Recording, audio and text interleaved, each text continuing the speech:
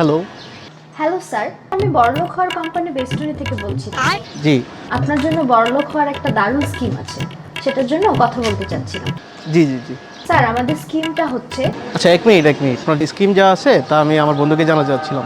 Sir, এটা তো খুবই ভালো কথা, তাহলে আপনি আপনার ফ্রেন্ডকে বলতেই পারেন। বলতে পারবো কি, একটা কাজ করেন, আমি আপনাকে আমার বন্ধুর নাম্বার দিচ্ছি, দুজনকে একসাথে কানেক্ট করেন, দুজনে একসাথেই শুনি, একসাথে আমরা স্কিমটা নিয়ে নিব, সেখানে তো আপনারই ফায়দা। স্যার, এটা তো খুবই ভালো কথা, আমি এক্ষুনি ওনার সাথে কলটা কানেক্ট করে নিচ্ছি। হ্যালো। স্যার, আমি বড়লোক হওয়ার কোম্পানি বেস্টনি থেকে বলছিলাম। এক মিনিট দোস্ত, আমি আনিস। আরে তুই লাইনে মেয়েটাকে। স্যার, আমি বড়লোক হওয়ার একটা স্কিম নিয়ে কথা বলতে চাচ্ছিলাম।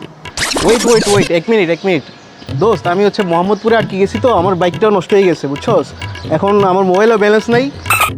তুই একটা কাজ কর, আমাকে নিতে আয়, আমি মোহাম্মদপুরে দাঁড়ায় আছি। আচ্ছা, ওইখানে তুই কই আছিস? আরে ওই যে ছিনতাইকারীর মোড়টা আর কি, যেখানে ছিনতাই হয় আর কি, ওইখানে। ওকে ওকে, আসতেছি। হ্যালো স্যার, আপনারা তো স্কিমটা শুনলেনই না। আরে ম্যাডাম, কি স্কিম শুরু করছেন? আমি অনেক বড় বিপদে পড়ছিলাম, আপনি আমাকে অনেক উপকার করছেন, আল্লাহ আপনাকে অনেক ভালো করুক।